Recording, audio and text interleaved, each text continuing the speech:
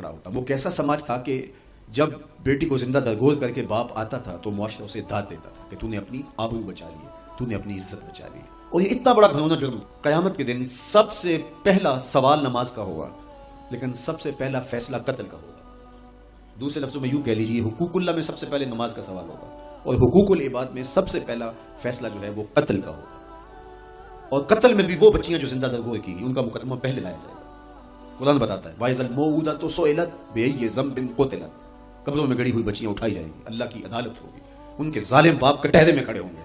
अल्लाह उन बच्चियों से पूछेगा बिअय्यि ज़ंबिन क़ुतिलत, तुम्हें कत्ल क्यों किया गया? अब उन बच्चियों को तो पता ही नहीं हमें क्यों कत्ल किया गया। अभी आंख खुलने नहीं पाई थी कि बंद कर दी गई, जुबान बोलने नहीं पाई थी कि नोच ली गई, जिंदगी का फूल अभी खिला ही नहीं था कि मुरझा गया। उन्हें तो पता ही नहीं हमारे जालिम बापों ने ये क़यामत क्यों उठाई, ये गजब क्यों तोड़ा, हमारे मासूम दामन पे कौन सा दाग देखा कि हमारे जालिम बापों ने हमारी जिंदगी नोच ली। कहते हैं गड़ा खोदते थे, तारीख पढ़े, दिल आज भी खून के आंसू होता है। और गड़ा खोद करके उसमें खिलौने रखते और बच्ची वहां बैठ जाती और खिलौनों से खेलने लगती और वो ऊपर से रेत डालते और वो बच्ची पहले तो उसको खेल समझती और वो उस खेल में खुद शरीक होती, लेकिन जब उसके कंधों से ऊपर तक रेत भरती और उसकी सांस दबने लगती, फिर उसे समझ आती ये कहानी कोई और है। फिर वो मासूम और नन्हे हाथ जोड़ के अपने बाप से जिंदगी की भीख मांगती, लेकिन जालिम सफाक बाप रेत डालता और यूं उसकी सिसकियां, उसकी आहें, उसकी चीखें, उसके आंसू उस रेत में दब जाते। और उस मासूम नन्ही चिड़िया के लिए ना कोई मोमबत्तियां जलाने वाले थे, ना कोई उसके लिए एहतजाज करने वाले थे और ना कोई उसकी FIR कटती थी।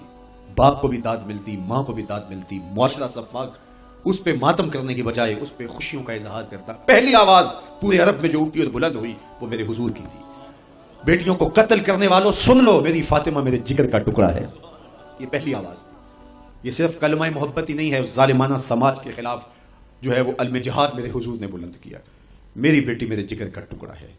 और कहा जो दो बेटियां, दो बहनें अल्लाह की रिजा के लिए परवान चढ़ाए उनका निकाह कर दे, कयामत के दिन वो यूं मेरे नेड़े होगा जिस तरह ये दो उंगलियां गई।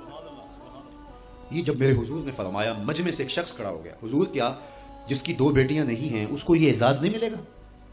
किसी बेचारे की दो बेटियां ना हो, एक बेटी हो, तो क्या उसको ये एजाज नहीं मिलेगा कि वो आपका साथ पाए? हुजूर ने फरमाया उसे भी मिलेगा।